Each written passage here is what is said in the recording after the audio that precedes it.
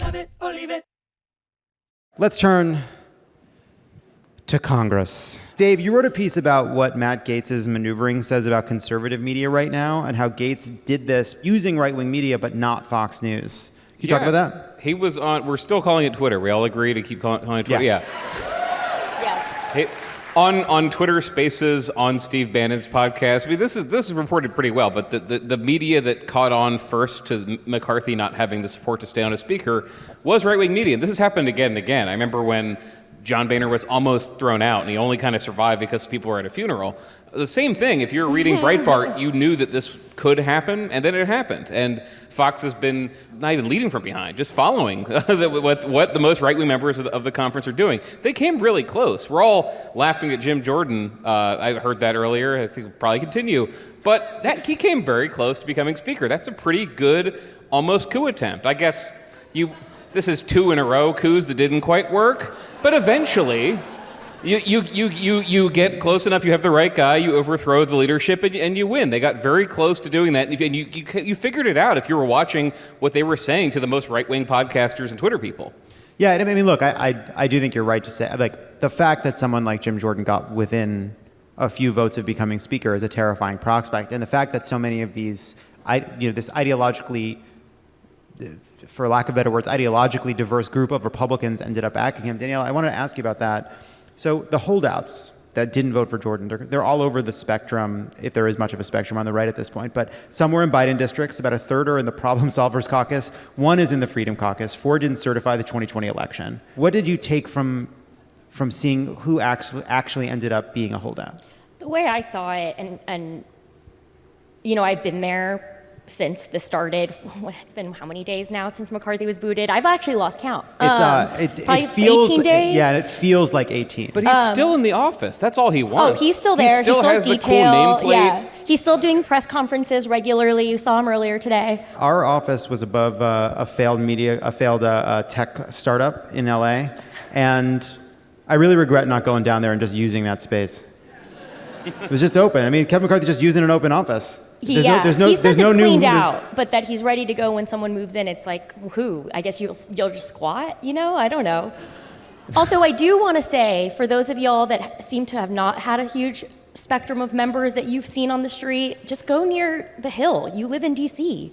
I was very confused. You could see all of these guys when they're going to votes daily. Well, not right now, but there's no votes. There's no votes. There's nothing to do. There's no votes, but they're around. But I do want to say please. I thought the most interesting group were the appropriators, and this is me being kind of nerdy because we're going to talk about funding the government and what it takes to, what the group of people that decide what money goes where. They're the ones that were pissed at Jordan, and they're the ones, I'm talking even Kay Granger, the Appropriations Committee chairwoman. Kay Granger. Who, yes, not a lot of people. It was she normally votes with the party. It was surprising. And I think that, to me, was they've been pissed by Jim Jordan. He's voted against all of their measures for the last 10 years, and they decided for the first time to stand up to that. So that's an example of someone who held out, but there's a lot of examples, Jen, of people that didn't. So a Republican from a Biden district named Mark Molinaro, he's from New York, he said, in explaining his vote for Jordan, most of the people I represent wouldn't know the Speaker of the House if they backed over them with a pickup truck. Basically saying, I'm going to vote for Jordan because it helps me right now in this moment and I won't pay a price for it. A, is he right? And B, is there any way to make him wrong?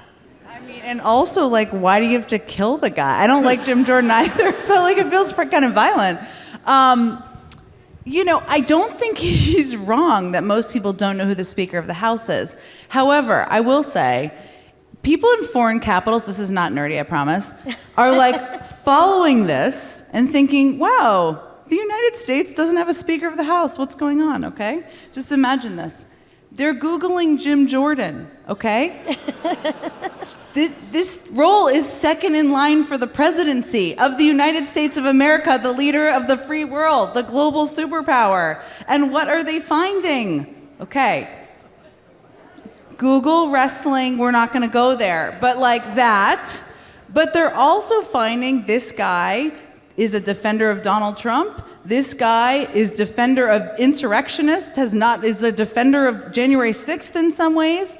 This guy was leading the subcommittee on the weaponization of the government, which, by the way, weird name, total, utter failure. I mean, they could not bring up anybody who had anything to possibly say. And they also even had a witness who was had a warrant out for their arrest. This is who foreign governments are Googling, and they're like, wow, that's weird. They want to put that guy, maybe. But he was close. He was close. That's the crazy thing. I like to think that they called it the Weaponization of Government Committee because that's the committee they use to weaponize the government. Right, that's literally. This is your assignment and also your name. Yes, both of them. But do you think that there's a way to tie? So I watched as these Republican members emerged, red-faced and sad from the latest room in which they found out that they were going to be without a speaker again. One of them was asked, doesn't this signify that Republicans can't govern? And he responded, no, this signifies that Washington can't govern. How do you make this a story that's about Republican dysfunction, not Washington dysfunction? Well, first of all, there are 18 districts that Republicans represent that were won by Joe Biden. So you can start there, because ultimately winning back the House does not take very many seats. And ultimately, I worked at the Democratic Congressional Campaign Committee in 2006 when we won back the House. I know it's just I'm really dialing back history here. But it was all about the culture of corruption and tying people to the leadership that they were standing by. That does work. It is also the message I think Joe Biden's been running on this, but I think a lot of these Democrats will run on is we're the adults in the room and we are trying to get things done. That is chaotic and insane. And I thought actually what leader Hakeem Jeffries said this week was so smart. It would have been so easy, I don't know if all of you saw this, it would have been so easy for him just to kind of whack the heck out of the Republicans and eviscerate them, and it probably would have felt really good. He did not do that. He basically was like, Jim Jordan is not someone we could support. No one should support him. But these are good men and women, and many of them might be qualified. Now, that did not feel as good as eviscerating them, but he came across as the adult in the room. That's how you do it. They are destroying themselves. You're the adult in the room. I think that's good. Dave, how funny would it be if McCarthy came back?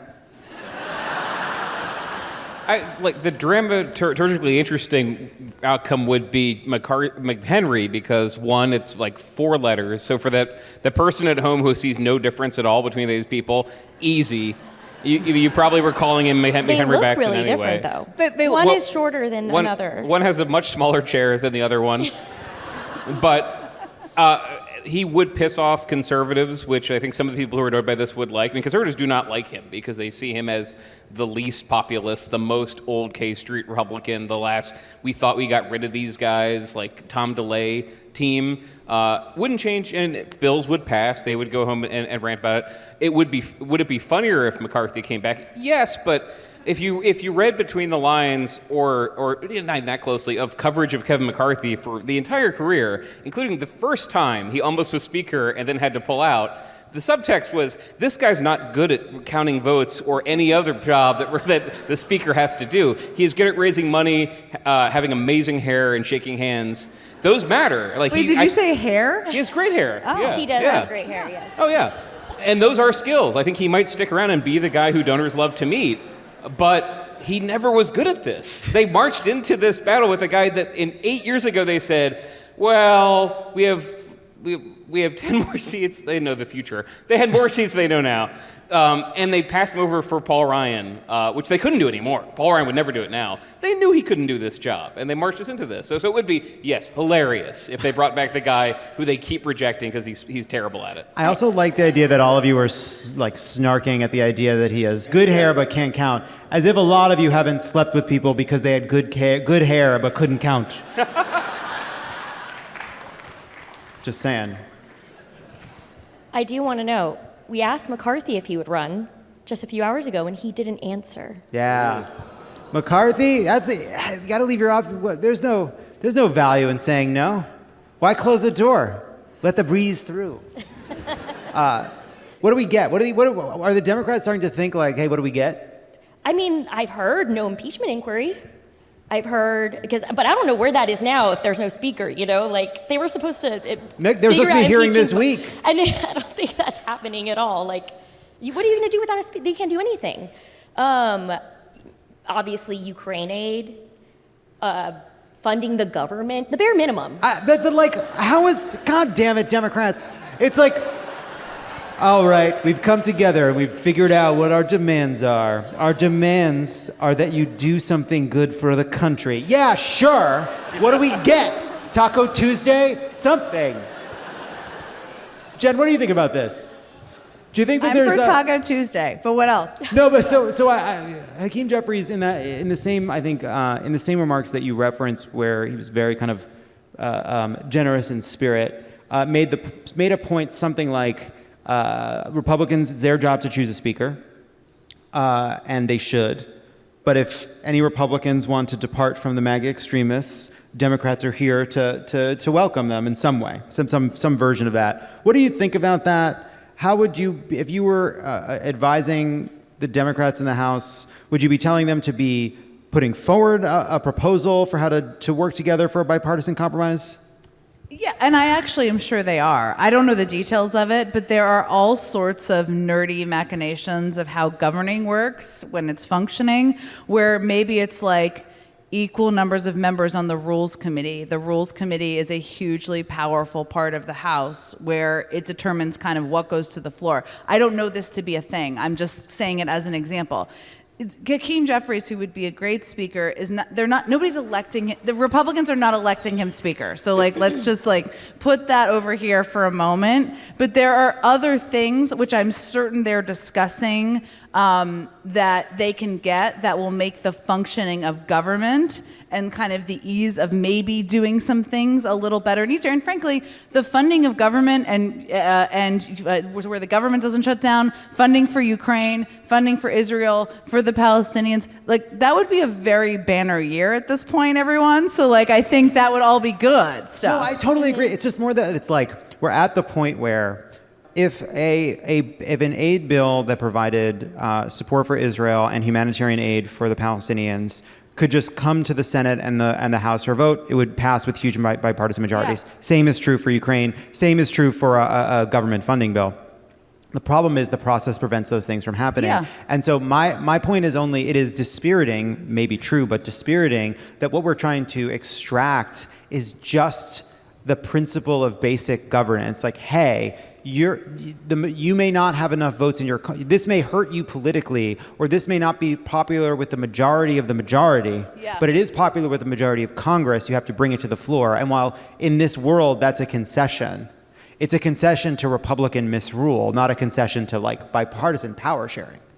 Well, that's true. It's not let's have a big victory and pop champagne bottles, but it does make things function, and Totally. It does mean that actually you are doing things for the American people, and that is because Hakeem Jeffries and Catherine Clark and others are the adults in the room and actually helping make things function. Oh, so I completely that agree. Yeah. No, I agree with you completely. I'm more decrying the times. I think that you're right, that is something that would be actually very good if we could use this moment to at least get the government to be open, to avoid a shutdown, to avoid kind of this sort of chaos.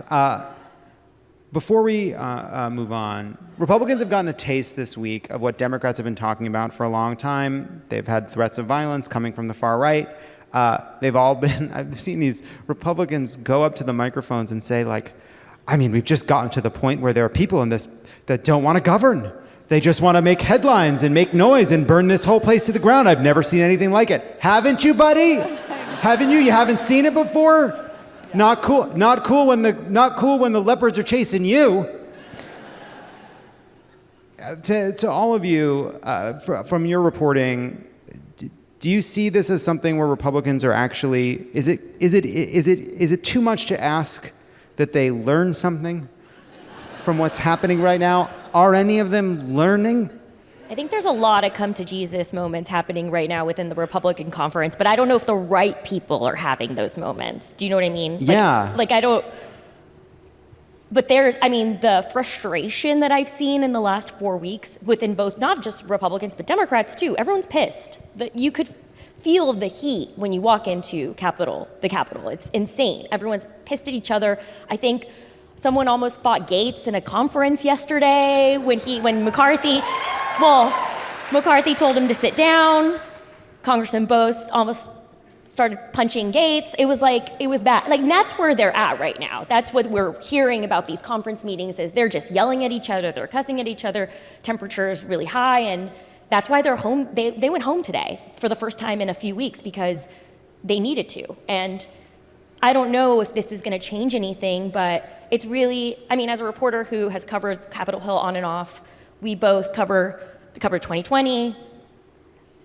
Dave Weigel has covered more campaigns than I have. I've been a reporter for longer than me, but it's crazy to see what's happening right now and how I'm covering basically government not working, and it's affecting everyone here, and people should know that this is happening. And one pattern you've seen for the decade you've been covering it is when one of these appropriators who nobody's name knows because all they do is go to Washington, deliver stuff, and then go home. When they retire, they're usually replaced by a Matt Gaetz, by a Lauren Boebert who primaried somebody who was conservative, but literally a problem in the district and things she ran about is that people just didn't see him on TV. They weren't, and a thing that they have realized, and certainly everyone who voted for impeachment and lost their primaries realized, is that the collapse of local media and people's awareness of what their government is doing has changed things so that they can put out their statements and they can have their town hall about what is happening back in Congress. It is overwhelmed by the kind of puke funnel of entertainment. Get angry at your congressman because they're not impeaching Joe Biden right away. On Democratic side, I have not seen that hit the same level. I've seen people get elected as radicals, become more interested in just governing and bringing stuff home, get protested, but keep chugging. AOC gets protested all the time by people who say you should be cutting off Ukraine war funding, for example. On the right, this is a problem, and I think you've been seeing it all week, that there are people who maybe were in denial or didn't want to think about it, and now they're like, oh God, no, I can't. My job of bringing resources back to the Dallas Metroplex area is endangered because I don't go on Steve Bannon's show enough. And that has become their existential problem.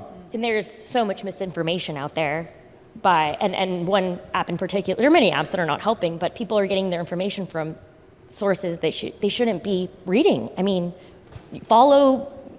We're in D.C., obviously it's different here, but obviously encourage anyone back home to subscribe to their local paper. They're the ones doing the real work, and anyone, and only read read everything, but it's just really, that's what matters, and we'll see if some of these guys try to figure something out. It is amazing that these people work in a building that was ransacked by the fringe of their own party, have now discovered because of how impact. You were there. I was there, and it was one of the most traumatizing things that's ever happened to me. I had to hide. I evacuated. I was in the house side, and I worked at CNN at the time, and what I'm experiencing right now is pretty crazy. It's we just keep covering unprecedented event after unprecedented event after unprecedented event, and this is a result of what's happening in this country. Jen, I do think that Joe Biden as a person ran, I think, in part because he sees these dynamics and he believes that his role in life is to be an antidote to this kind of chaos, to this kind of mean-spiritedness. We have polls that show that people are extremely concerned about the economy, they're concerned about his age. And beyond just Joe Biden, there is a sourness in the polling, that people are angry, they are cynical. I think that is in part because of what they're seeing in their lives, but also what they're seeing in the media, what they're seeing online. For Joe Biden, how do all of us that want to see Joe Biden's theory prove true, how do we represent that in a media environment where there is so much misinformation, where there are so many people that are getting the worst and most extreme rhetoric? What do we do as individuals, I think, to cover this, to think about how we follow this in our own lives? It's a hard question. Well, first I would say, Joe Biden, we've all heard him say this, but this is a true definition of what a campaign is, which he often says, don't compare me to the almighty, compare me to the alternative. And It is very understanding. I mean, look, one of my favorite things about my last year is that I've spent a lot of time with kind of young, up-and-coming members, governors, people I didn't really know before. You're not just like hanging out with them when you work in the White House. It's like not how it goes. So that's been exciting, and I'm super excited about kind of the future of leadership. But I also think for anybody who feels frustrated, like I wish Joe Biden was younger, I wish he was diverse, these are all understandable things. But the alternative is existential, and that is how people need to think about it and talk about it. I do think this is not all on everybody here or at all the media. This is in part on the campaign, because you can't draw that contrast unless the campaign is drawing that contrast. They've started to do that a little bit. I think they will do it more. They need to do it more. But the biggest thing here is the contrast. Don't compare me to the alternative. Don't compare me to the May. Compare me to the alternative. And also the what's at stake. You may not like if people are not excited about Joe Biden. One, he's a great guy and he loves the country. But the thing to remember is that the future of abortion rights, the future of gun violence, the future of hate speech, these are all things on the ballot, okay? So like that's why it's important to engage, and that's what you think we all need to remind people of. I think that's right. I also just to leave it here, like I do think that one thing that like, I think Donald Trump was asked about Joe Biden's age, and Donald Trump was like, he's not too old. There's a lot of really old CEOs that do a pretty good job. Matt Gaetz is on the floor of the House being like, Joe Biden's eating our lunch money on these negotiations. And I really it did have an impact on me, which is to say, like, they are having an easier time making this argument than we are. And one thing I do think that sometimes, like, we equate the reality of our political moment and how challenging it is to sins or failures of Joe Biden as a person or as a politician. And it is absolutely true that it's incumbent on the campaign to solve these things. But I do think when you see what's happening with the House, it is worth keeping in mind that, like, one of the challenges Joe Biden faces is he's running for president and for re-election in a country that was so broken Donald Trump was able to win. And that reality is that's a generational problem, not a 4-year, 2-year, 1-year problem. And so that for all of us, I think, who are worried and concerned and are desperate to make sure that we elect a Democratic president, I think sometimes it's worth remembering that it's not us beseeching Joe Biden to do a better job of running in a really difficult environment. It's our job collectively to do our part to help make the environment better, in part by knocking on doors and volunteering and doing our part and doing it with confidence, even when the polling suggests that we have plenty of reason to be concerned. That's all. When we come back, let's rant about some stuff.